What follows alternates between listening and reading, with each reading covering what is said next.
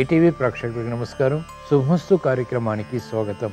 ఈనాడు శుభమస్తు కార్యక్రమంలోని గ్రహఫల అంశంలో గ్రహాల యొక్క స్థితిగతులు, వాటి యొక్క శుభాశుభ ఫలితాల గురించి పరిశీలిద్దాం. అలాగే ఈరోజు ద్వాదశ రాశుల వారికి అదృష్ట సంఖ్య, అదృష్ట వర్ణం, ప్రతికూల గ్రహాల దోష నివృత్తికై ఎటువంటి పరిహారాలు పాటించాలి అనేటువంటి విషయాలు తెలుసుకుందాం.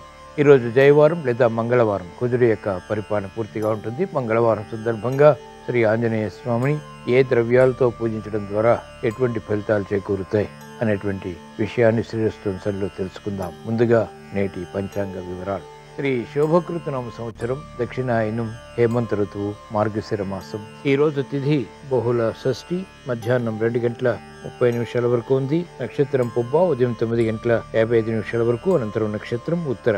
రాహుకాల మధ్యాహ్నం 3 నుంచి 4:30 వరకు. ఇప్పుడు గ్రహాల స్థితిగతులు పరిశీలిద్దాం. బృహస్పతి సంచారం మేషక్షేత్రంలో, మిత్రక్షేత్రం. కేతు సంచారం కన్యాక్షేత్రంలో. బుధ శుక్రుల సంచారం వృశ్చిక క్షేత్రంలో. రవికుజల సంచారం ధనుసు క్షేత్రంలో. శని సంచారం కుంభక్షేత్రంలో. రాహు సంచారం మీనక్షేత్రంలో. ఇది ఈ రోజు ఉన్నటువంటి గ్రహస్థితి. దీని ఆధారంగా ద్వాదశ రాశుల వారికి ఏర్పడేటువంటి శుభాశుభ ఫలితాలు గోచారపరంగా, సూచనప్రాయంగా తెలుసుకుందాం. ముందుగా మేషరాశి.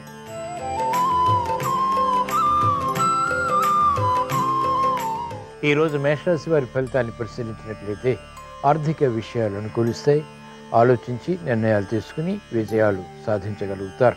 కార్యక్రమ నిర్వహణలో సంతృప్తికర సంఘటనలు నెలకొంటాయి. అభివృద్ధి కార్యక్రమాలని అవలీలగా పూర్తి చేయాలనేటువంటి తపన పెరుగుతుంది. మహిళలకు ప్రాధాన్యత పెరుగుతుంది. గృహ విషయాలు అనుకూలిస్తాయి.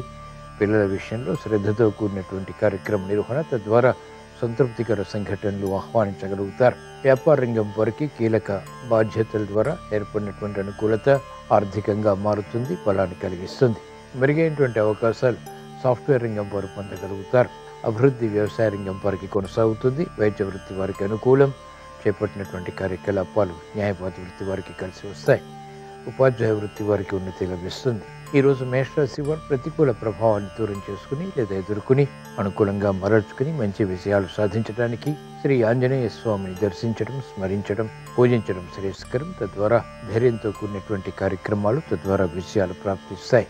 ఈరోజు మేషరాశి వారి అదృష్ట సంఖ్య 9. ఈరోజు మేషరాశి వారి అదృష్ట వర్ణం ఎరుపు.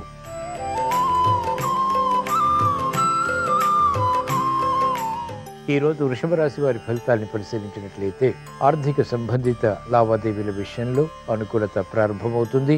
వ్యయం ఉన్నప్పటికీ ఆదాయాన్ని కూడా సమాంతరంగా పెంపొందింప చేసుకోగలుగుతారు. కఠిన పరీక్షలుంటాయి. చేపట్టినటువంటి కార్యకలాపాల్లో విఘ్నాలు ఏర్పడినప్పటికీ అంతిమ విషయాలు సంతృప్తిని, బలాన్ని కలిగిస్తాయి. మహిళలు ఆరోగ్య విషయంలో చిరు సమస్యలు ఎదుర్కొంటారు. పిల్లలకు విద్యాపరమైనటువంటి విషయాల్లో అనుకూలత ప్రారంభమవుతుంది. చేపట్టినటువంటి కార్యక్రమాలు వ్యవసాయ రంగం వారికి రాణిస్తాయి. వైద్య వృత్తి వారికి వృత్తిపరమైనటువంటి వ్యవహారాల్లో సామర్థ్యం పెరుగుతుంది. న్యాయవాద వృత్తి వారికి ఆదాయం పెరుగుతుంది. కార్యక్రమాల్ని అవలీలగా పూర్తి చేసేటువంటి అనుకూలత సినీ రంగం వారు పొందగలుగుతారు. క్రీడారంగం వారికి సామాన్యం. అధిక ఒత్తిళ్లు ఉన్నప్పటికీ వ్యవసాయ రంగం వారికి ఆదాయం సంతృప్తికరం. ఈరోజు వృషభ రాశి వారు ప్రతికూల ప్రభావాన్ని దూరం చేసుకుని లేదా ఎదుర్కొని అనుకూలంగా మరల్చుకుని మంచి విజయాలు సాధించడానికి ఈశ్వరారాధన, ఈశ్వర స్మరణ, ఈశ్వరాభిషేకం వంటి ప్రక్రియలు ఉపకరిస్తాయి. రుద్రాభిషేకం మేలుని కలిగిస్తుంది. గ్రహ ప్రతికూలతని వేగవంతంగా ఎదుర్కొనేటువంటి సామర్థ్యాన్ని పెంపొందింప చేసుకుని విజయాలు సాధించగలుగుతారు. ఈరోజు వృషభ రాశి వారి అదృష్ట సంఖ్య 6. ఈరోజు వృషభ రాశి వారి అదృష్ట వర్ణం పసుపు.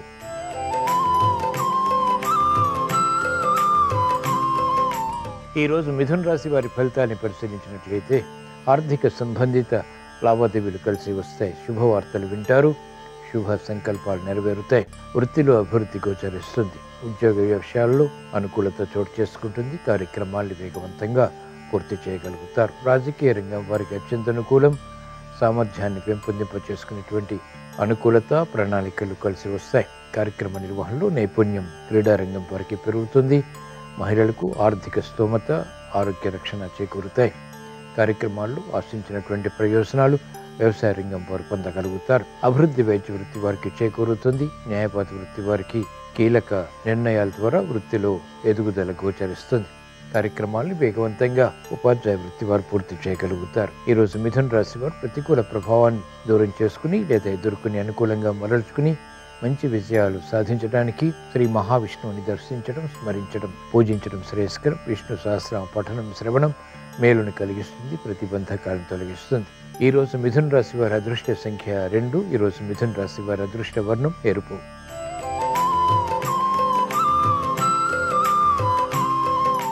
ఈరోజు కర్కాటక రాశి వారి ఫలితాన్ని పరిశీలించినట్లయితే ఆర్థిక వ్యవహారాల్లో అనుకూలత చోటు చేసుకుంటుంది. మెరుగైనటువంటి అవకాశాలు మెల్లమెల్లగా పొందగలుగుతారు. సమయస్ఫూర్తితో కూడినటువంటి నిర్ణయాల ద్వారా మాత్రమే విజయాలు ప్రాప్తిస్తాయి. శ్రమ అధికమవుతుంది. చేపట్టినటువంటి కార్యక్రమాలు విఘ్నాలతో కూడిన విజయాల్ని కలిగిస్తాయి. బాధ్యతలు పెరుగుతాయి. వ్యాపార రంగం వారికి ఆర్థిక విషయాల్లో ఆచితూచి వ్యవహరించాల్సినటువంటి సమయం ఇది. మహిళలు ఆరోగ్య విషయంలో జాగ్రత్తలు పాటించాలి. పిల్లలు విద్యా విషయాల్లో విఘ్నాన్ని చవిచూస్తారు. కార్యకలాపాలు న్యాయవాద వృత్తి వారికి మొదట ప్రతికూలత, తర్వాత అనుకూలతని కలిగిస్తాయి. వైద్య వృత్తి వారికి సామాన్యం. చేపట్టినటువంటి కార్యకలాపాలు సాఫ్ట్వేర్ రంగం వారికి విముఖతను కలిగిస్తాయి. ఆశించినటువంటి కార్యక్రమ నిర్వహణ క్రీడారంగం వారు కొనసాగించలేకపోతారు. బాధ్యతలు పెరుగుతాయి. మందత్వం పెరుగుతుంది. విద్యార్థులకి శీఘ్రగతిని విజయాలు పొందలేకపోతారు. ఈరోజు కర్కాటక రాశి వారు ప్రతికూల ప్రభావాన్ని దూరం చేసుకుని లేదా ఎదుర్కొని అనుకూలంగా మరల్చుకుని మంచి విజయాలు సాధించడానికి ఈశ్వర ఆరాధన, ఈశ్వర స్మరణ, ఈశ్వరాభిషేకం వంటి ప్రక్రియలు ఉపకరిస్తాయి. రుద్రాభిషేకం మేలుని కలిగిస్తుంది. అష్టమ శని ద్వారా, ఇతర గ్రహ ప్రతికూలత ద్వారా ఏర్పడేటువంటి అవరోధాలు సమర్థవంతంగా ఎదుర్కొని విజయాలు సాధించగలుగుతారు. ఈరోజు కర్కాటక రాశి వారి అదృష్ట సంఖ్య 9. ఈరోజు కర్కాటక రాశి వారి అదృష్ట వర్ణం తెలుపు.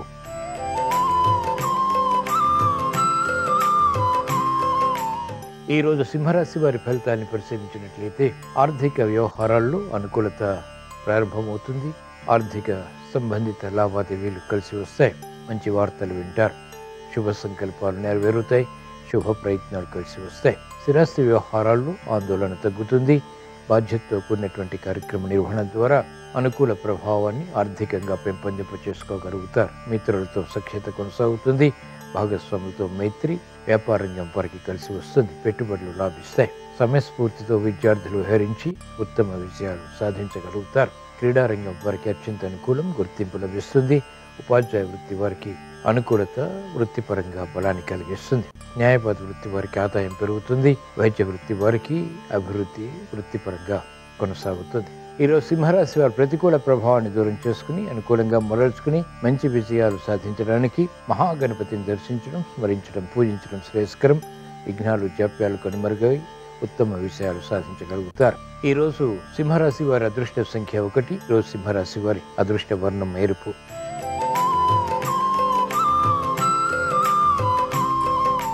ఈరోజు కన్యారాశి వారి ఫలితాన్ని పరిశీలించినట్లయితే ఆర్థిక వ్యవహారాల్లో అలజడి ఉన్నప్పటికీ నెగ్గుకు రాగలుగుతారు. చేపట్టినటువంటి కార్యక్రమాల్లో పట్టుదల పెరుగుతుంది. అవరోధాలు ఏర్పడినప్పటికీ, విఘ్నాలు ఏర్పడినప్పటికీ ఎదుర్కొని విజయాలు సాధించగలుగుతారు. విద్యార్థులకి గట్టి ప్రయత్నాలు కలిసి వస్తాయి. మహిళలకు ఆరోగ్య విషయంలో చిరు సమస్యలు కొనసాగుతాయి.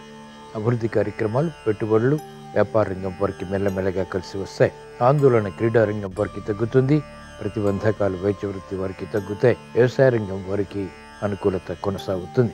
న్యాయవాద వృత్తి వారికి వృత్తిపరమైనటువంటి వ్యవహారాల్లో పోటీ పెరుగుతుంది. సంతృప్తికర సంఘటనలు సాఫ్ట్వేర్ రంగం వారికి మెల్లమెల్లగా లభిస్తాయి. సినీ రంగం వారు జాగ్రత్తతో కూడిన నిర్ణయాల ద్వారా మాత్రమే ఆర్థికపరమైనటువంటి విషయాల్లో విజయాలు సాధించగలుగుతారు. ఈరోజు కన్యారాశి వారు ప్రతికూల ప్రభావాన్ని దూరం చేసుకుని లేదా ఎదుర్కొని అనుకూలంగా మరల్చుకుని మంచి విజయాలు సాధించడానికి శ్రీ మహావిష్ణువుని దర్శించడం, స్మరించడం, పూజించడం శ్రేయస్కరం. తద్వారా అష్టమ బృహస్పతి ద్వారా, ఇతర గ్రహ ప్రతికూలత ద్వారా ఏర్పడేటువంటి అవరోధాలు నియంత్రించగలుగుతారు.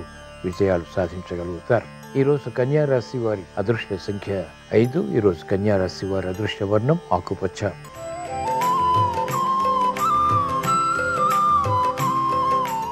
ఈరోజు తులారాశి వారి ఫలితాన్ని పరిశీలించినట్లయితే సంబంధ బాంధవ్యాలు మెరుగవుతాయి. అనుకూల పరిస్థితులు ఆర్థికంగా కొనసాగుతాయి. మిత్రుల ద్వారా లబ్ధి చేకూరుతుంది. శత్రువులపై విజృంభించగలుగుతారు. క్రమశిక్షణ ఆర్థికంగా పెరుగుతుంది. మహిళలకు అత్యంత అనుకూల కాలం. సంభాషణల ద్వారా ఇతరులను ఆకట్టుకుని విజయాలు సాధించగలుగుతారు. క్రమశిక్షణతో కూడినటువంటి నిర్ణయాలు విద్యార్థులకి లాభిస్తాయి. పెట్టుబడులు వ్యాపార రంగం వారికి కలిసి వస్తాయి. వ్యాపార విస్తరణ వంటివి కూడా లాభిస్తాయి. అభివృద్ధి కార్యక్రమాల్లో ఆశించినటువంటి ప్రయోజనాలు న్యాయవాద వృత్తి వారు పొందగలుగుతారు. వైద్య వృత్తి వారికి నూతన ప్రయోగాలు ఫలిస్తాయి. ఈరోజు తులారాశి వారు ప్రతికూల ప్రభావాన్ని దూరం చేసుకుని లేదా ఎదుర్కొని అనుకూలంగా మరల్చుకుని మంచి విజయాలు సాధించడానికి ఈశ్వరారాధన, ఈశ్వర స్మరణ, ఈశ్వరాభిషేకం వంటి ప్రక్రియలు ఉపకరిస్తాయి. రుద్రాభిషేకం మేలును కలిగిస్తుంది. విజయాలు వేగవంతమవుతాయి. ఈరోజు తులారాశి వారి అదృష్ట సంఖ్య 2. ఈరోజు తులారాశి వారి అదృష్ట వర్ణం తెలుపు.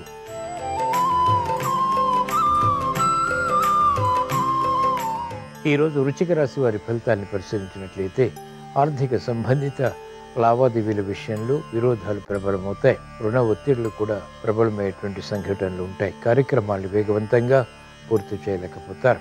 అభివృద్ధి సాధించాలనేటువంటి పట్టుదల ఉన్నప్పటికీ అనుభవంలో ఆశించినటువంటి ఫలితాలు పొందలేకపోతారు. కార్యక్రమ నిర్వహణలో నేర్పరితనం తగ్గుతుంది. విద్యార్థులకి విద్యాపరమైనటువంటి విషయాల్లో పటుత్వం తప్పనిసరి. కార్యక్రమ నిర్వహణలో లోపాలు మహిళలకు వెలుగులోకి వస్తాయి.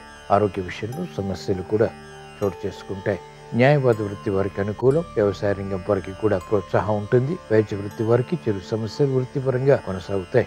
ఆర్థిక విషయాల్లో ఉపాధ్యాయ వృత్తి వారు జాగ్రత్తలు పాటించాలి. ఈ రోజు వృశ్చిక రాశి వారు ప్రతికూల ప్రభావాన్ని దూరం చేసుకుని లేదా ఎదుర్కొని అనుకూలంగా మరల్చుకుని మంచి విజయాలు సాధించడానికి శ్రీ లక్ష్మీ నరసింహస్వామిని దర్శించడం, స్మరించడం, పూజించడం శ్రేయస్కరం. తద్వారా సమస్యలు వేగవంతంగా పరిష్కరింపబడతాయి. సానుకూల వార్తలు ఇంపును కలిగిస్తాయి. ఈరోజు వృశ్చిక రాశి వారి అదృష్ట సంఖ్య 9. ఈరోజు వృశ్చిక రాశి వారి అదృష్ట వర్ణం ఎరుపు.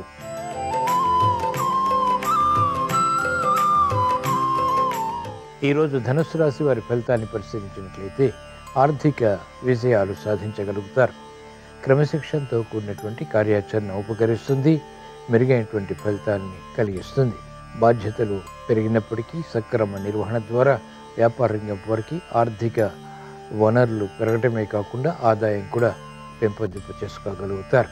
క్రమశిక్షణతో విద్యార్థులకి గుర్తింపు లభిస్తుంది. క్రీడారంగం వారికి ప్రాముఖ్యత పెరుగుతుంది.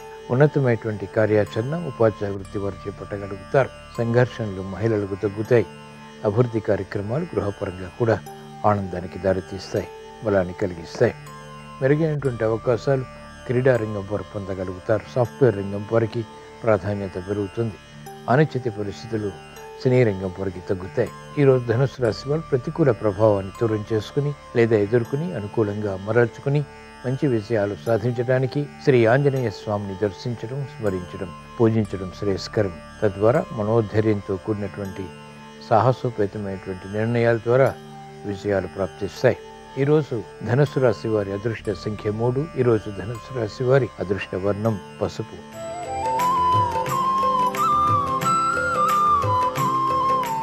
ఈరోజు మకర రాశి వారి ఫలితాన్ని పరిశీలించినట్లయితే శ్రమతో కూడిన విజయాలు ప్రాప్తిస్తాయి. ప్రతి పని పదే పదే చేయవలసినటువంటి ఆవశ్యకత ఉంటుంది. అవమానకర సంఘటనల్ని అనుకూలంగా మరల్చుకోలేకపోతారు. ప్రతిభ ఉన్నప్పటికీ చేపట్టినటువంటి కార్యకలాపాలు నత్తనడకగా కొనసాగుతాయి. వ్యవహారాల్లో చుక్కెదురు పరిస్థితిని అధిగమించలేకపోతారు.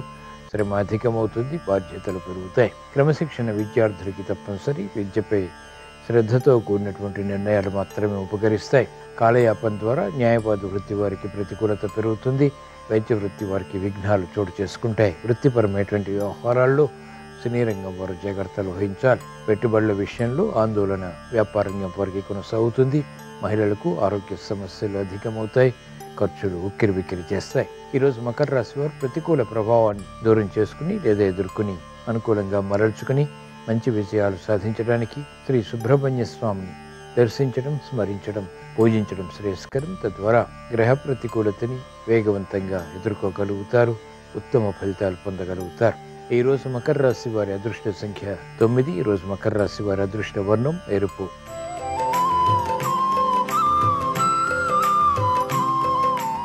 ఈరోజు కుంభరాశి వారి ఫలితాన్ని పరిశీలించినట్లయితే అనిశ్చిత పరిస్థితులు ఆర్థికంగా కొనసాగుతాయి. అయోమయ వాతావరణం వృత్తి, వ్యాపార, ఉద్యోగ సంబంధిత కార్యకలాపాల్లో నెలకొంటుంది.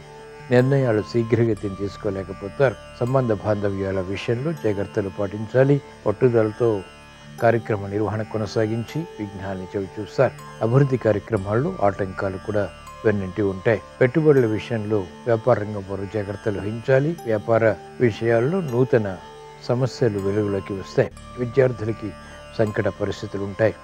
ముందు నొయ్యి వెనక గొయ్యి వంటి పరిస్థితులు మహిళలు ఎదుర్కోవాల్సి వస్తుంది. కార్యక్రమాల్లో వేగం సాఫ్ట్వేర్ రంగం వారికి తగ్గుతుంది. అభివృద్ధి వైద్య వృత్తి వారికి మెల్లమెల్లగా కొనసాగుతుంది. సినీ రంగం వారికి ప్రాముఖ్యత తగ్గుతుంది. రుణ ఒత్తిళ్లు ప్రబలమవుతాయి. ఈరోజు కుంభరాశి వారు ప్రతికూల ప్రభావాన్ని దూరం చేసుకుని లేదా ఎదుర్కొని అనుకూలంగా మరల్చుకుని మంచి విజయాలు సాధించడానికి శ్రీ వెంకటేశ్వర స్వామిని దర్శించడం, స్మరించడం, పూజించడం శ్రేయస్కరం. తద్వారా గ్రహ ప్రతికూలతని చాకచక్యంగా ఎదుర్కోగలుగుతారు. శీఘ్రగతిని విజయాలు పొందగలుగుతారు. ఈరోజు కుంభరాశి వారి అదృష్ట సంఖ్య 2. ఈరోజు కుంభరాశి వారి అదృష్ట వర్ణం తెలుపు.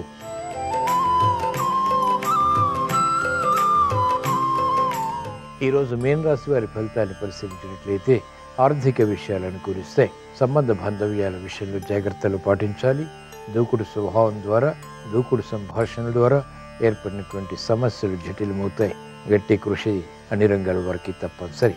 మెరుగైనటువంటి అవకాశాలు క్రమక్రమంగా మాత్రమే పొందగలుగుతారు. శ్రమ అధికమవుతుంది. చేపట్టినటువంటి కార్యకలాపాలు విముఖతకు దారితీస్తాయి.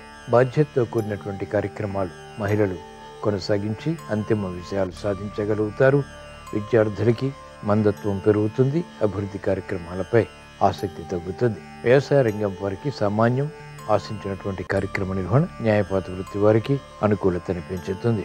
వైద్య వృత్తి వారికి అనుకూలం. చేపట్టినటువంటి కార్యకలాపాలు సినీ రంగం వారికి మెల్లమెల్లగా కలిసి వస్తాయి. ఈరోజు మీన రాశి వారు ప్రతికూల ప్రభావాన్ని దూరం చేసుకుని లేదా ఎదుర్కొని అనుకూలంగా మరల్చుకుని మంచి విజయాలు సాధించడానికి శ్రీ మహావిష్ణువుని దర్శించడం, స్మరించడం, పూజించడం శ్రేయస్కరం. విష్ణు సహస్రనామ పఠనం, శ్రవణం మేలుని కలిగిస్తుంది.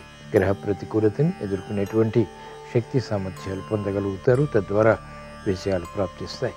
ఈరోజు మీనరాశి వారి అదృష్ట సంఖ్య 3. ఈరోజు మీనరాశి వారి అదృష్ట వర్ణం ఎరుపు. ఇవి ఈరోజు ద్వాదశ రాశుల వారికి ఏర్పడేటువంటి శుభాశుభ ఫలితాలు. ద్వాదశ రాశుల వారికి విఘ్నాలు దూరం కావాలని, చేపట్టినటువంటి కార్యకలాపాలు కలిసి రావాలని, అవరోధాలను ఎదిరించేటువంటి శక్తి సామర్థ్యాలు ఏర్పడాలని, ఆశించినటువంటి ప్రయోజనాలు సిద్ధించాలని మంగళవారం సందర్భంగా శ్రీ ఆంజనేయ స్వామిని స్మరిస్తూ ప్రార్థిస్తూ స్వస్తి. శ్రీరస్తు శుభమస్తు.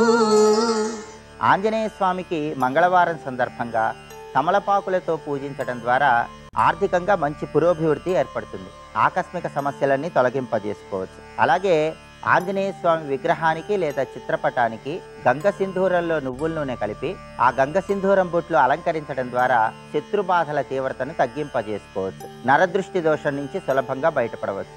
అలాగే ఆంజనేయ స్వామికి ఎర్రటి పుష్పాలంటే ఎంతో ప్రీతిపాత్రం. కాబట్టి ఎర్రటి మందార పూలతో, ఎర్రటి గులాబీ పూలతో ఆంజనేయుడిని పూజించడం ద్వారా మనోభీష్టాలు సులభంగా నెరవేర్చుకోవచ్చు.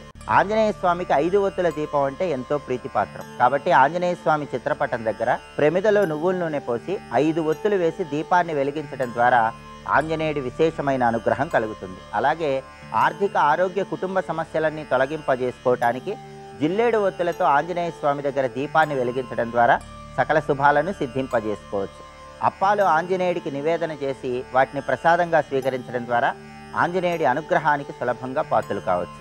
అలాగే ఆంజనేయ స్వామికి సంబంధించిన శ్రీ రామదూతాయ హనుమతే నమః అనే నామాన్ని స్మరించుకుంటూ ఆంజనేయుడిని పూజించటం, ఆంజనేయ స్వామి ఆలయానికి వెళ్ళి తమలపాకుల దండను సమర్పించడం ద్వారా ఆంజనేయుడి అనుగ్రహానికి పాత్రులై విశేషమైన శుభ ఫలితాలు సిద్ధింపజేసుకోవచ్చు.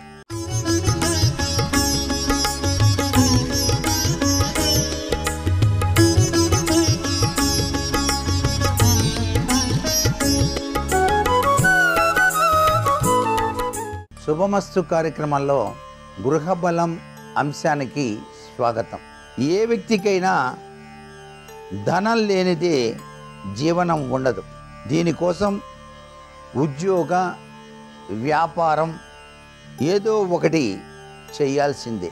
ఇంట్లోనైనా వ్యాపార స్థలంలోనైనా వ్యక్తి యొక్క రాకపోకలు, ధనాన్ని పెట్టే స్థలము ప్రధానమైన అంశాలుగా ఉంటాయి వాస్తుశాస్త్ర రీత్యా. వీటిలో ఏమాత్రం తేడాలు ఉన్నా వ్యక్తి నష్టాలకు గురికాక తప్పదు. దివాలా తీయవచ్చు లేదా కోర్టు సమస్యల్ని ఎదుర్కోవడానికి ఆస్కారం ఉండవచ్చు. కనుక వాస్తు అనేది వ్యక్తిపై అత్యంత ప్రభావాన్ని చూపిస్తుంది అనటంలో సందేహం లేదు. దశ బాగున్నప్పుడు దిశను వ్యక్తి నిర్దేశించుకోవచ్చును.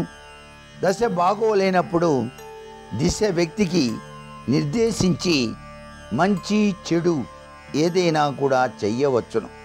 అందుకనే దశ బాగోలేనప్పుడు దిశ బాగుంటే మంచిది. దీంట్లో కొన్ని సూత్రాలను పాటించి వ్యక్తి తన వ్యాపార జీవన గమనాన్ని అభివృద్ధి బాటకు తీసుకొని వెళ్ళటానికి ఆస్కారం ఉంది. మనం చేసేటువంటి వ్యాపార స్థలం గది యొక్క వెడల్పు రెండింతలు మించి ఉండకూడదు అంటోంది శాస్త్రం. వంకర టింకరగా గనక గది ఉంటే నష్టాలకి గురి కావలసి వస్తుంది. ఎప్పుడు మనం వ్యాపారం చేసేటువంటి స్థలం వంకర టింకరగా ఉండకూడదు, సరిసమానంగా చక్కగా ఉండాలి. అలాగే షాపు యొక్క ముఖద్వారం తూర్పు కానీ ఉత్తరం కానీ ఉంటే చాలా మంచిది. తూర్పు లేక ఉత్తరం చాలా శుభకరమైనటువంటి ప్రభావాల్ని ప్రసాదిస్తాయి. పడమర కోణంగా ఉన్న దుకాణాల్లో వ్యాపారాలు మందకొడిగాను తక్కువగాను కొనసాగుతాయి. ఇది కొంతమందికి మాత్రమే వర్తిస్తుంది. జాతకరీత్యా శని రాహువులు బలమైనటువంటి స్థానాల్లో ఉన్నప్పుడు పశ్చిమ ముఖద్వారం గల వ్యాపార స్థలాలు కూడా భారీ వ్యాపారం నుంచి అధిక లాభాలను చేకూరుస్తాయి అంటోంది శాస్త్రం. దక్షిణముఖ వ్యాపార స్థలం కొందరికి మందకొడిగా సాగిన కుజ రాహుబలం ఉన్నటువంటి వ్యక్తులకు భారీ వ్యాపారాలు చేయించి అధిక లాభాలను ప్రసాదిస్తుంది కూడా. రహదారి ఎప్పుడూ కూడాను దుకాణ ముఖద్వారం దగ్గర అంతం కాకూడదు. రహదారి అనేటువంటిది మీరు నిర్వహించేటువంటి వ్యాపార స్థలం వద్ద ఆగిపోకూడదు. అలాగే చెట్లు, స్తంభాలు, ఇతర వ్యాపార సంస్థల భవనాల గది యొక్క మూలలు ముఖసింహద్వారం మధ్యలోకి రాకూడదు. అంటే ఇతర వ్యాపార సంస్థల యొక్క ముఖద్వారాల యొక్క గడప చివరి భాగాలు మీ యొక్క వ్యాపార స్థలం మధ్యలోకి రాకూడదు. దాన్ని శూలా అని చెప్పేసి అంటాం. దీనివల్ల లాభాలు కంటే నష్టాలే అత్యధికంగా చవి చూడవలసి వస్తుంది. దుకాణంలో తెలియకుండానే నష్టాలు ప్రారంభమవుతాయి. తూర్పు సింహద్వారం గల దుకాణమైతే ఈశాన్య దిక్కులో ప్రవేశద్వారం ఉండటం చాలా మంచిది. పడమర సింహద్వారం వ్యాపార సంస్థ అయితే పడమర వాయువ్యంలో ప్రవేశద్వారం పెట్టడం శతవిధాలా కూడాను మంచిది అని గుర్తించండి. అలాగే దక్షిణ సింహద్వారం కలిగినటువంటి వ్యాపార సంస్థ అయితే దక్షిణ ఆగ్నేయ ప్రవేశద్వారం చాలా మంచిదిగా ఉంటుంది. ఏ పరిస్థితుల్లోనూ తూర్పు ఆగ్నేయంలో ప్రవేశద్వారం పెట్టకూడదు. తూర్పు ఆగ్నేయం వైపు ప్రవేశద్వారం పెట్టకూడదు. దీనివల్ల యజమానికి కస్టమర్లతో కలహాలు అనేటువంటివి ప్రారంభమవుతాయి, అనారోగ్యాలు వస్తాయి. కాబట్టి చాలా జాగ్రత్తగా ఉండాలి.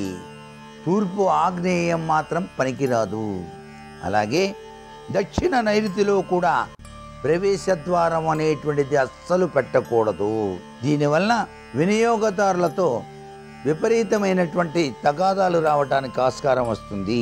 పడమర నైరుతిలో కూడా ప్రవేశద్వారం పెట్టకూడదు. దీనివల్ల వినియోగదారులు రావటం తగ్గిపోతుంది. అనేక రకాలైన ఇబ్బందులు చవి చూడాల్సి వస్తుంది. ఉత్తర వాయువ్యంలో ప్రవేశద్వారం అస్సలు పనికిరాదు. గుర్తుపెట్టుకోండి బాగా. ఉత్తరం వైపుకి ఏమండి అంటారు చాలామంది, కానీ ఉత్తర వాయువ్య ప్రవేశద్వారం పెడితే యజమాని అప్పుల విషమలయంలో కొట్టుమిట్టాడాల్సిన పరిస్థితి ఏర్పడుతుంది. తెచ్చినటువంటి వస్తువులు రుణాలు తీర్చలేకపోతాడు. కష్టపడిన ఫలితం సున్నా అవుతుంది. తూర్పు సింహద్వారం ఉండవచ్చు, పడమర ద్వారం ఉండవచ్చు, ఉత్తర ద్వారం ఉండవచ్చు, దక్షిణ ద్వారం అంత మంచిది కాదు. ఇవన్నీ కూడా వ్యాపార సంస్థలు నడిపేటువంటి వారు పరిశీలించవలసినటువంటి ముఖ్య విశేషాంశాలు. మరికొన్ని ముఖ్య విషయాలు రేపటి శుభమస్తు కార్యక్రమంలోని గృహబలంశలో తెలుసుకుందామా? మరి సర్వే జనా సుఖినో భవంతు.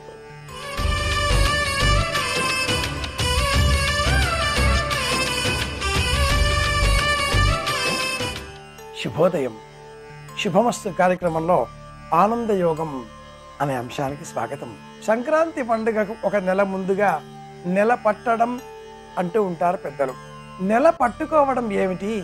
సూర్య గ్రహం లేక నక్షత్రం సంచార గతులలో ధనురాశిలో ప్రవేశించడమే నెల పట్టడం, ఒక నియమానికి ప్రారంభ సూచన. అలా ఒక నెల ముందుగా ఉజ్జాయింపుగా నెల పట్టడం అన్న పేరిట ఒక సంకల్ప బలం మారి మనందరిలో ఉన్న కాలంలో ప్రస్తుత తరుణంలో వ్యతిరేకంగా ఉండే అంశాలన్నింటినీ కూడా తోసిరాజని ప్రతి సందర్భాన్ని, ప్రతి సన్నివేశాన్ని, ప్రతి సెకను, ప్రతి నిమిషాన్ని కూడా ఆరోగ్యదాయకంగా, ఆనందదాయకంగా, సానుకూల దృక్పథం పెంచే విధంగా మార్చుకోవాలి అని ఈ నెల పట్టడం అనే నియమం సూచిస్తుంది. ఒక నెల అంటే తక్కువ సమయమేమీ కాదు కదా. అందులోనూ ఈ మాసమంతా విశేషంగా చలి తీవ్రత పెరిగేటటువంటి సందర్భం. ఈ చలి తీవ్రత పోగొట్టుకునే క్రమంలో నెమ్మదిగా నక్షత్రాలను, సూర్యుడిని ఆరాధించడం, దేవతలను స్మరించడం, దేవతలకు ఉషకాలంగా, సూర్యోదయ కాలంగా ప్రస్తుత వాతావరణ సందర్భాన్ని ఊహించడం, రాబోయే కాలమంతా కూడా దేవతలకు పగటి కాలం అంటూ ప్రస్తావన చేయడం, గురువు బోధలతో కాలాన్ని ఇలా ప్రశస్తంగా గడపడం అనేవే సంప్రదాయం బోధించేటటువంటి సులభమైన పరిహార మార్గాలు. తిరుప్పావై పాశురాలను అనుసంధానం చేసుకోవడం, ఆలయాలలో ప్రదక్షిణలు చేయడం, భజనలు చేయడం, శుభకరమైన ఆరోగ్య వాతావరణాలు పెంచుకోవడం, ఆరోగ్యకరమైన ఆహారాలు స్వీకరించడం, 10 మందికి సేవ చేయడం, గోసేవ చేయడం, ఇవన్నీ కూడా ఈ నెల పట్టడం అనే ధనుర్మాసంలో అనుసరించేటటువంటి ప్రక్రియలు. పరిహార మార్గాలైన, పరిష్కార విధానాలైన కాలానికి, ఋతుధర్మాలకు అనుసరించే ఉంటాయి. ఈ క్రమంలో గురువులను వారిని అనుసరించి వారి బోధలను స్వీకరించడం తిరుప్పావై పాశురాలలో ఒక ప్రత్యేకం. మొదటి 5 పాశురాలు ఆత్మాశ్రయ ధోరణిలో ఉండగా క్రమేణా 6వ పాశురం నుండి 16వ పాశురం వరకు ఏ కర్మ చేసినా, ఏ పని చేసినా ఒక్కరు చేయకూడదు, 10 మంది కలిసి చేయాలి అనే బోధన మనం ఇందులో గమనించవచ్చు. రామచంద్రమూర్తి స్మరణ ఈ 10 పాశురాలలో, అంటే 6వ పాశురం నుంచి 10వ పాశురం వరకు, ఆ తదుపరి 5 పాశురాలైన 16వ పాశురం వరకు వివిధ సందర్భాలలో ప్రత్యేకంగా వస్తుంది. ఎక్కడ రామస్మరణ ఉంటుందో అక్కడ హనుమ స్మరణ కూడా తప్పనిసరి కదా. మంగళవారం నాడు ఆంజనేయ స్వామి వారిని సేవించినట్లయితే ఆంజనేయ స్వామి వారి అనుగ్రహంతో ఆనందం లభిస్తుంది. సంపూర్ణమైన ఆనంద ప్రదాత ఆంజనేయుడు. ఆ స్వామిని తలుచుకుంటే చాలు మన మనస్సు భక్తి తాదాత్మ్యతతో, ఆనందంతో, కొత్తగా భావాలు పెరిగి ఊహలతో పరవళ్ళు తొక్కుతుంది అంటారు ప్రాజ్ఞులు. ఈ క్రమంలో అంత పెద్ద సముద్రం నేను దాటగలనా అంటూ వెనుకంజ వేయలేదు ఆంజనేయుల వారు. లక్షలాది సైన్యంతో అక్షకుమారుడు తనను అంతం చేయడానికి రాగా ఆయాసపడ్డాడా ఆంజనేయుడు? లేదుగాక లేదు. సంపూర్ణమైన ఉత్సాహంతో ఆ రాక్షస మూకను అంతటినీ చెండాడాడు. తిరిగి పరాక్రమంతో గర్వ అధికారిక రూపాలతో కాకుండా మళ్ళీ వినయంతో చెట్టు కొమ్మను అధిరోహించి కూర్చున్నాడా ఆంజనేయుడు. ఎంత ఎదిగినా ఒదిగే ఉండాలి, ఎంత తెలిసినా తెలియని వాడిలాగానే ఉండాలి. ఏ సందర్భం ఎదురైనా మొక్కవోని ధైర్యంతో ఆనందంగానే ఉండాలి. సందర్భం ఏదైనా, సన్నివేశం ఎవరైనా, ఎలాంటి వారు, ఎదుటివారైనా, ఎంతటి వారైనా స్థిర సంకల్పంతో, ధైర్యంతో, చిత్తశుద్ధితో, అనుమానానికి అనుమానం కూడా తావియ్యక, అణుమాత్రం సందువ్యక తన మాట మీద తాను నిలబడుతూ రావణుని ఎదుట సైతం కూర్చొని నిర్భీతితో, నిర్భయంతో మాట్లాడిన ఆ ఆనంద స్వరూపమైనటువంటి ఆంజనేయుడిని మంగళవారం నాడు స్మరించినట్లయితే మనలో కూడా ఉత్సాహం, ధైర్యం, నైపుణ్యం, కార్యదక్షత, కావ్య వ్యగ్రత పెరుగుతాయి అంటుంది సంప్రదాయ పరిహార విజ్ఞానం. ఆంజనేయుడు ఆనంద ఆంజనేయుడు. ఎరుపు రంగు చూచినా, కాషాయ వస్త్రం చూచినా, కెంజాయ వర్ణం చూచినా, కాషాయ ధ్వజం చూచినా మనకు రాముడు కాక ఆంజనేయుడే స్ఫురణకు రాక తప్పదు. ఈ వర్ణాలు అన్నీ కూడా మనలో ఉత్సాహాన్ని, ఆనందాన్ని పెంచేవి. మంగళవారాలలో, మార్గశీర్ష మాస మంగళవారాలలో ఆంజనేయ స్వామి వారిని ఆరాధన చేసేటటువంటి క్రమం ఒకటి ప్రత్యేకంగా ఉంది. ఆంజనేయ స్వామి వారికి సింధూరం అలదిన తరువాత కొన్ని అపురూప సందర్భాలలో ఆ స్వామివారి యొక్క హనుమద్ వ్రతం కూడా ఈ మార్గశీర్ష మాసంలోనే పాటించిన నేపథ్యంలో వ్రతం అయిన అనంతరం ఆంజనేయ స్వామి వారికి అలదినటువంటి ఆ సింధూరమును కొన్ని ఆలయాలలో తొలగించి వేస్తుంటారు. అలా తొలగించిన ఆ సింధూరమును సేకరించి మన గృహంలో ఎక్కడ డబ్బు అట్టి పెట్టుకుంటామో ఆ డబ్బు అట్టి పెట్టుకుని భద్రపరిచేటటువంటి బీరువాలో ఆ సింధూరమును కాసింత ఒక కాగితములో పొట్లం వలె మూట కట్టి భద్రపరుచుకున్న ఎడల ధనానికి చోర వ్యవస్థల వలన ఏ విధమైన బెంగ, భయము ఉండదు. ఒక రక్షణ వలయం ఆంజనేయ స్వామి వారి వలన ఏర్పడుతుంది అంటుంది సంప్రదాయం.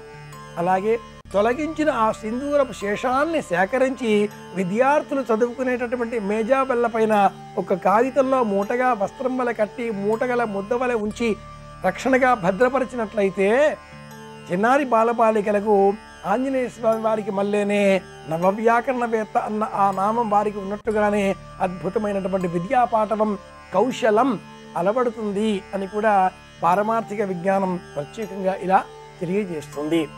నిర్భీతితో మాట్లాడడం అనేది ఆంజనేయ స్వామి వారి వల్లనే మనం నేర్చుకోవచ్చును అని శ్రీరామాయణం బోధిస్తుంది. రాముల వారితో మాట్లాడే సమయంలో తన వదనాన్ని సుగ్రీవుని వైపుగా ఉంచి మాట్లాడడంలో తన ముఖంలో కనిపించేటటువంటి కళవళికలు, మాట్లాడేటటువంటి ఆ సందర్భంలో పలికించే హావభావాలు, వాటిని గమనించిన సుగ్రీవుడు ఈ రాముడు మనకు మిత్రుడే, ధనుధారి అయినటువంటి ఈ మునివేషధారి మనకు ఆత్మీయుడే అనే నిర్ధారణకు వచ్చే విధంగా తన ముఖ కవళికలను ఇలా మార్చేటటువంటి నైపుణ్యం ఆంజనేయ స్వామి వారిదే అని మనం గమనించాలి. అలాగే నవవ్యాకరణవేత్తగా ఉన్న ఈ స్వామి సూర్యుని వద్ద విద్యాభ్యాసం చేశాడు. రావణుడితో మాట్లాడాడు, జాంబవంతుడితో మాట్లాడాడు, రాముడితో మాట్లాడాడు. సందర్భం ఏదైనా ఎలా మాట్లాడాలి హనుమంతుడిని చూసి మనం నేర్చుకోవచ్చు. కనుక మార్గశీర్ష మాసంలో ఆంజనేయ స్వామి వారిని స్మరించిన ఎడల వినియోగించిన ఆ పూర్వ సింధూర విశేషాంశాన్ని సేకరించి విద్యార్థుల చదువుకునే ఆ మేజాపల్ల పైన భద్రపరిచినట్లయితే పిల్లలకు చక్కటి చదువు వస్తుంది అంటుంది పారమార్థిక విజ్ఞానం. పాటిద్దాం. మరిన్ని తెలుసుకోవడం కోసం మళ్ళీ కలుసుకుందాం. శుభమస్తు.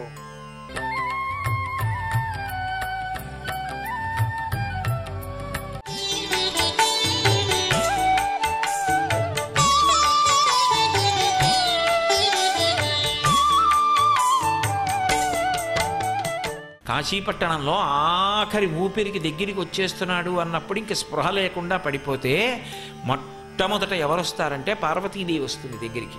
వచ్చి వాడు కుడి చెవి కిందకి పెట్టి ఎడమ చెవి పైకి పెట్టి ఇలా పడుకున్నాడు అనుకోండి, వాడి తల తిప్పుతుంది. తిప్పి కుడి చెవి పైకి ఉండేటట్టుగా చేసి రామకృష్ణ పరమహంస ధ్యానంలో చూశారు. అక్కడ ఏ ప్రాణి చచ్చిపోయినా కుడి చెవి పైకి వస్తుంది. అందుకే కుడి చెవి పైకి పెట్టి అమ్మవారు తన తొడ మీద పడుకోబెట్టుకుంటుంది. పడుకోబెట్టుకొని కాశీ మా ఆయనకి ప్రీతిపాత్రమైన పట్టణం, ఇక్కడ వెళ్ళిపోతున్న వాడికి విసినికర్రతో విసరణని పాలిండ్లు కదలంగ పసిడిపయ్యద వీచు అచలాధిపుని కూర్మి ఆడుబిడ్డ. అచలాధిపుని కూర్మి ఆడుబిడ్డ అంటే హిమవంతుని కూతురు పార్వతీదేవి తన పవిట కొంగుతో విసురుతుంది వాడికి, ఆ వెళ్ళిపోతున్నవాడికి. అచలాధిపుని కూర్మి ఆడుబిడ్డ ప్రత్యక్షమై వచ్చి భాగీరథీ గంగ మృదులహస్తము సాచి వీపునిమురు. ఆ గంగానది ప్రత్యక్షమై రూపంతో బయలుదేరి వచ్చి పార్వతీదేవి పక్కన కూర్చుని తన చల్లటి చేత్తో ఏం బెంగ పెట్టుకోకు నాన్నా అని గుండెల మీద నిమురుతూ ఉంటుంది. ప్రత్యక్షమై వచ్చి భాగీరథీ గంగ మృదులహస్తము సాచి మేనునివురు.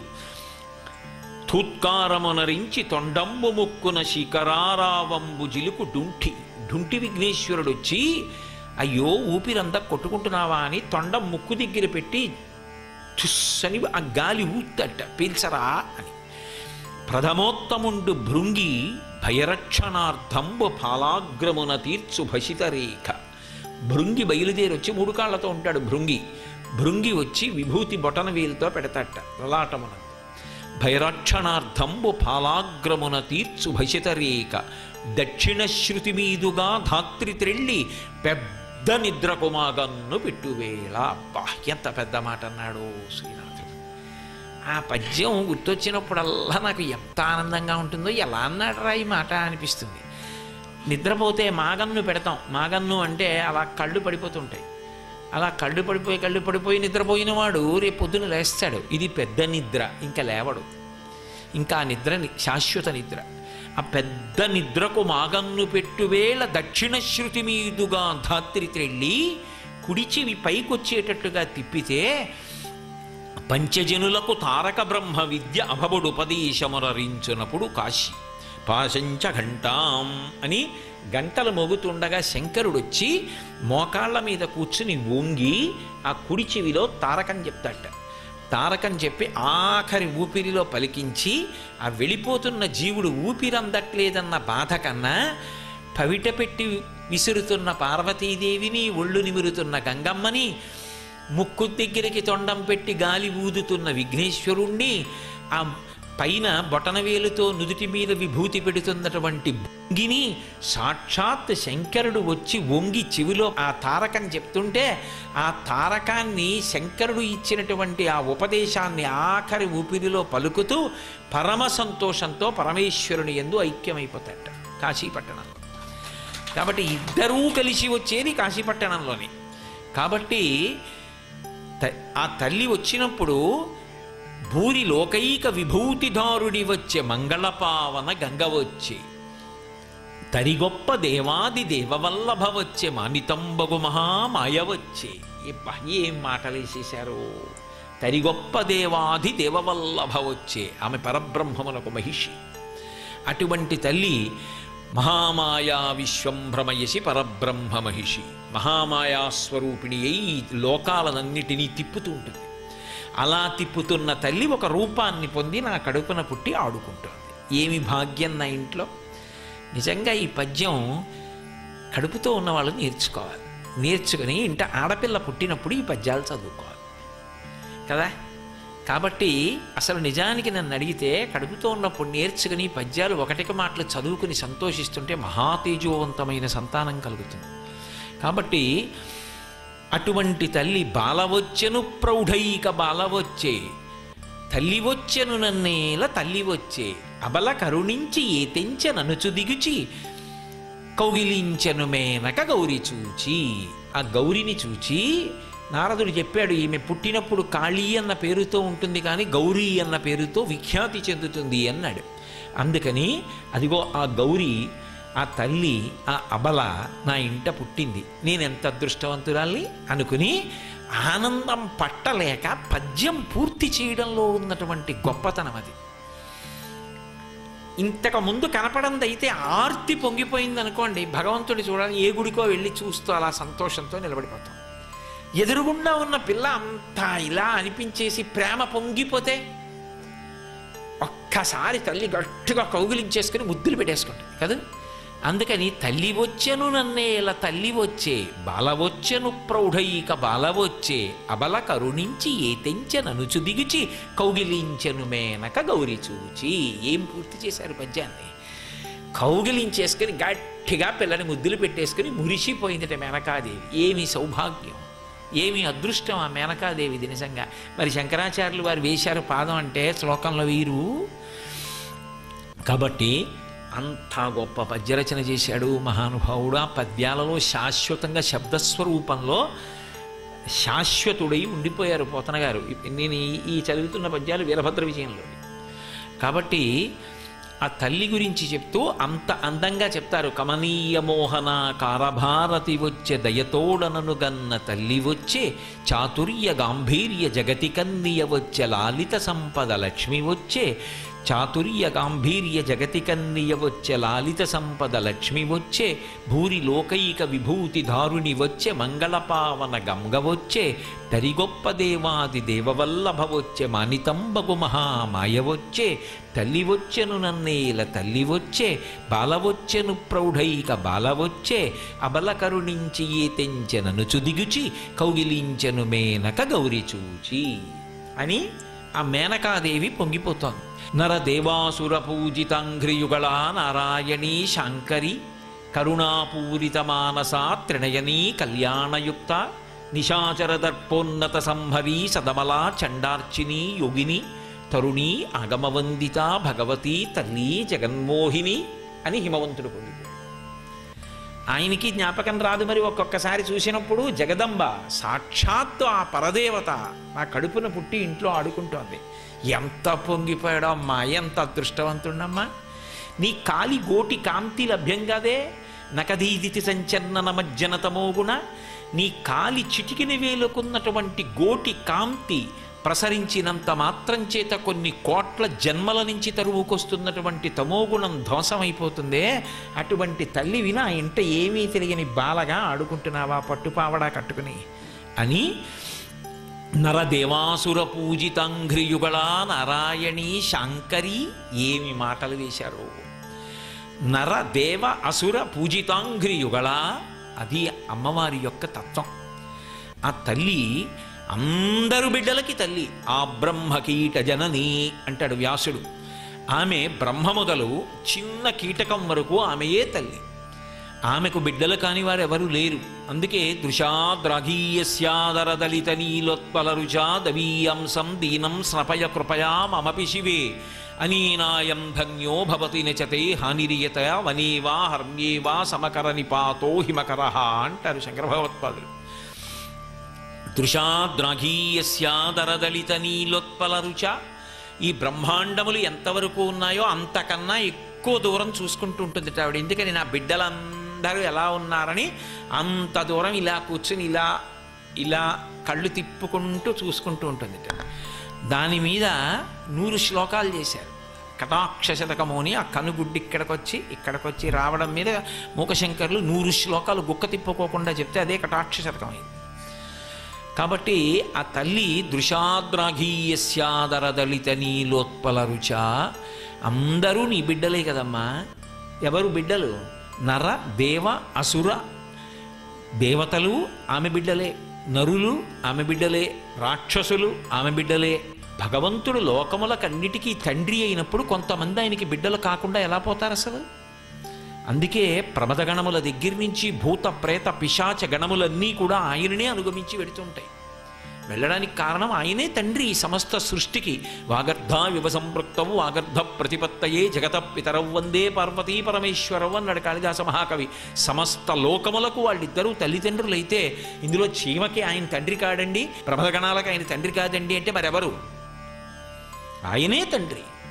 అందుకే అందరూ ఆయన్ని పూజ చేస్తారు, అందరూ ఆవిడ్ని పూజ చేస్తారు. ఈ పూజ చేయడంలో భక్తి ప్రధానంగా తీసుకుంటాడు తప్ప ఆ తండ్రితనం ఉన్నవాడు కాబట్టే అధికారాన్ని నిర్ణయం చేసి తీసుకునేటప్పుడు ఒకే సమర్థతని గీటురాయిగా పెట్టడు. అందుకే ఒక్కొక్కడికి ఒక్కొక్క సమర్థత ఉంటుంది. అందుకే చూడండి, అందరికన్నా చనువు ఎవరు? ఇంకా నాన్నగారి దగ్గర కూడా కొంచెం భయం ఉంటుంది. అమ్మో నాన్నగారికి కోపం వస్తుందేమో అన్న భయం ఉంటుంది. తండ్రితనంలోనే ఆ గాంభీర్యం ఉంటుంది. కానీ తల్లితనంలో స్వాతంత్ర్య బుద్ధి ఉంటుంది. అమ్మకి కోపం వచ్చినా అది తాటాకమంట. అమ్మ దగ్గరికి చాలా చనువుగా వెళ్తారు. అలా వెళ్ళకపోతే అమ్మే కాదు. కాబట్టి ఆవిడికి అన్ని పేర్లు అందుకు వచ్చాయి. పెద్దింటమ్మ, పేరంటాలమ్మ, తలుపులమ్మ, మరిడమ్మ, నూకాలమ్మ, ఇన్ని పేర్లు ఎందుకు వచ్చాయి? తలుపులమ్మ, నాకు ఐశ్వర్యం కావాలంటే ఆవిడ తలుపు తీస్తే వస్తుంది. యోగకారిణి ఆమె.